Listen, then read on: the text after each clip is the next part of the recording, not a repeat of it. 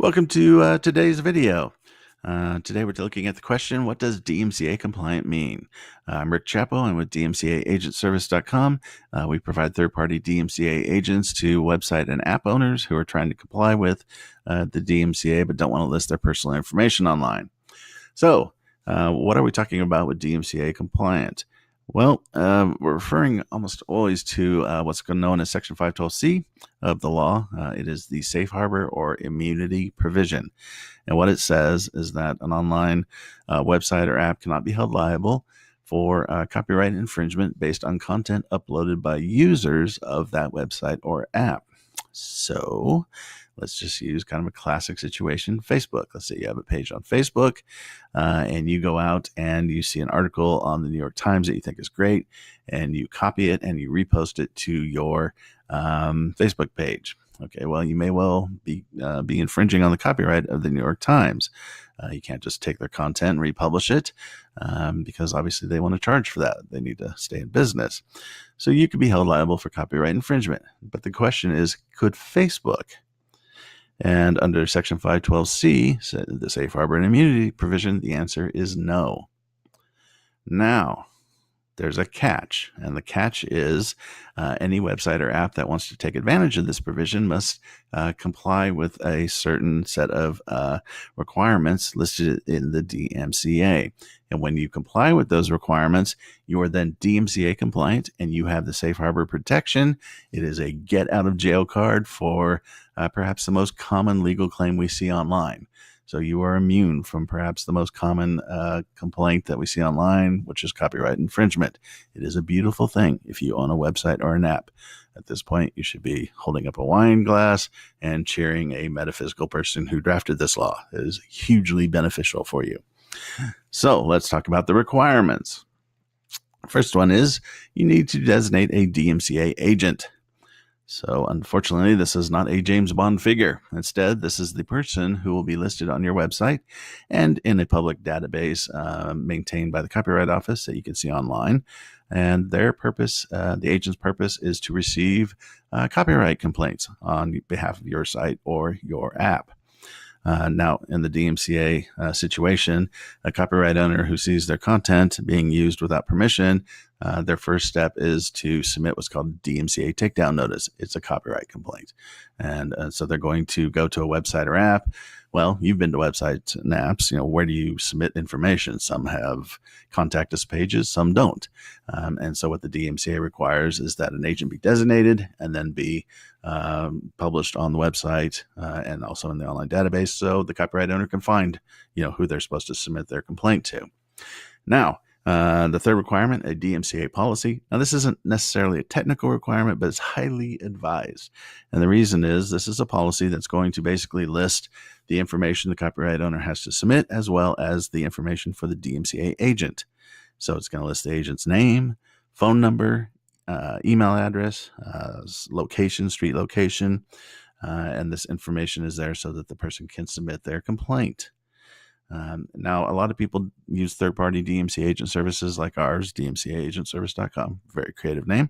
And the reason they do that is since that information is listed so publicly on the website and in the copyright online database, they don't really want their personal information shared. I'm sure 99% of the people that come to your site or your app are wonderful people. But as you may have noticed online, there are some weird individuals that make up that other 1%. And so a lot of people are concerned about a quote unquote fan showing up at the front door. So if you live alone, you live in a rural area, you have kids, do you really want people knowing where you live? Yeah, maybe you do. A lot of people don't. So anyways, that's the scenario with the agent. And in the policy, you're going to list that agent information. For most people or most businesses, you're going to create a link in the footer of your website or wherever you have your legal documents in your app. And it's just simply going to be a link that says DMCA, and then it's going to link to a page that has the actual policy. You can find the policies online. There's no great mystery to them. They're all the same. It's just obviously listing different agent information. Now, here's a key little tip. Don't go out and just swipe a policy from somewhere and put it up on your website. Why? because that policy is going to list an agent. And if a complaint comes in and that agent has no idea who the hell you are, well, they're not going to be able to forward that copyright complaint. And they're also going to be very miffed that you're using their name on your website without having paid, quite frankly, a fee. We charge $70 a year. I'm unaware of any DMCA agent service that is free. And so don't make that mistake. It's at a minimum, it's embarrassing. At a maximum, you're not going to receive the complaint that comes in. And if you don't respond to that complaint expeditiously, typically 24 to 48 hours, you will waive the safe harbor immunity. You will lose that. So don't make that mistake. Now, number 4, repeat infringer policy. Okay, this is a policy that you're going to establish internally, but you need to establish it, and you need in writing, and you need to basically follow it. No shortcuts.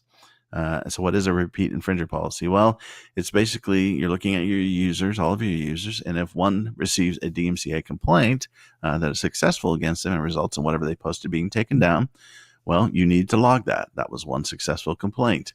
And you're going to do this for all your users who receive complaints. Now, your policy is going to set forth that if a user receives more than X number of complaints within a certain period of time, they have to be terminated. And what we're doing here, what the law is trying to focus on, is it's trying to prevent a situation where you have serial infringers. So if you have somebody on your site and all they do is just upload, random stuff that they're just copying from, all these different websites, and all of it's infringing, the idea behind this provision is that we should put a stop to those people because they're just rampant serial infringers, and that's not fair to copyright owners. So how many offenses and what period of time? Well, the DMCA doesn't actually designate any numbers.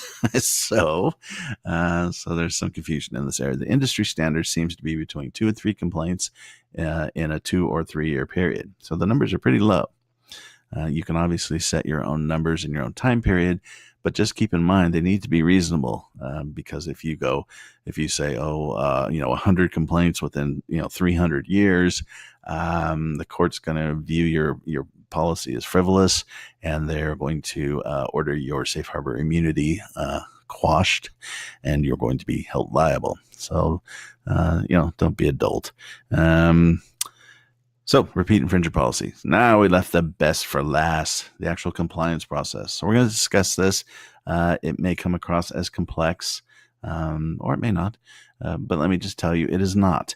When you actually follow the compliance process on your site, and I would suggest doing a couple of practice runs, you're going to be shocked at how simple it is. So keep in mind, this compliance process is set up to try to informally resolve copyright disputes online. Okay, that's the whole goal of this.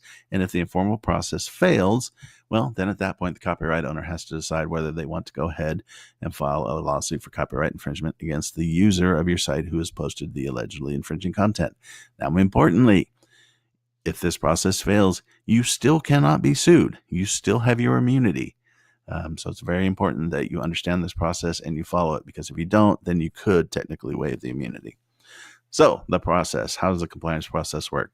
Well, let's say that we have a website. There's a form. Somebody's uploaded an image. Let's say the image is of this little gentleman in the chair to the left in the video, and that it has been loaded without the permission of the copyright owner. The copyright owner finds out. Now he would go to your site. Let's say this is your site. He goes to your site and he looks around for the DMCA policy. He sees the link on the body of your homepage. He clicks it. He goes onto the policy.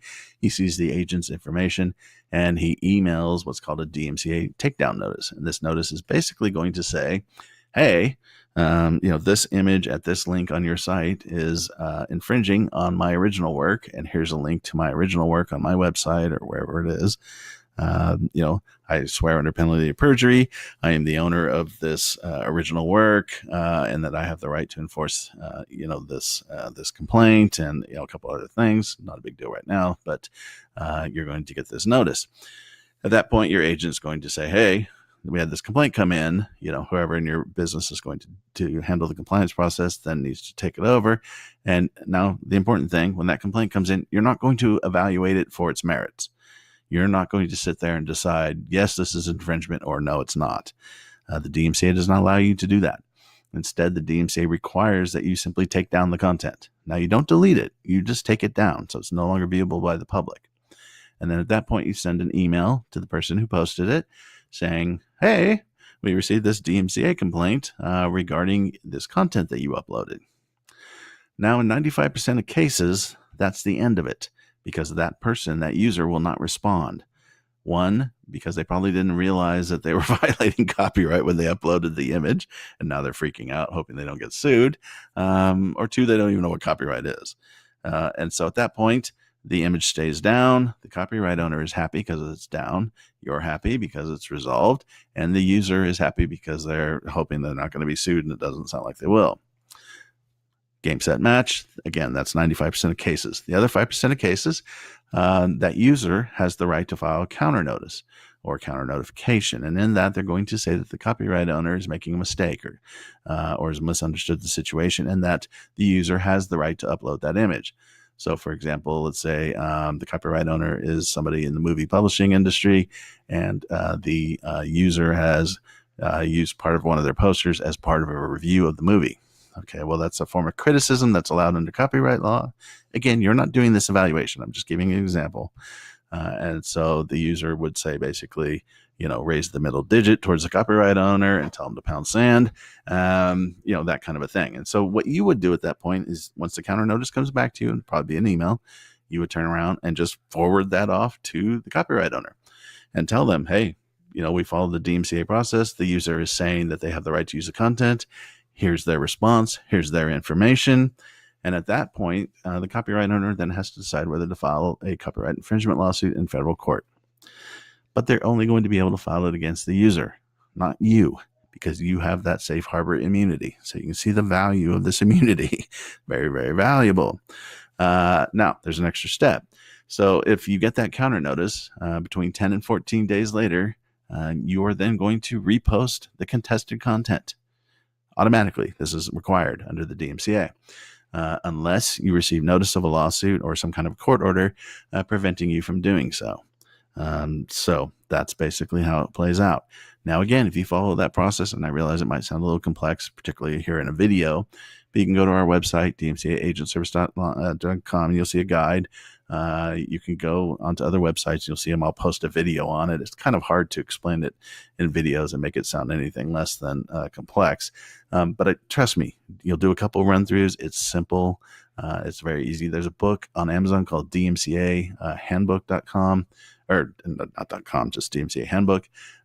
It's a DIY book. I think it's like $80, but it's a lot cheaper than working with an attorney. But as long as you follow that compliant process, then you're going to be DMCA compliant.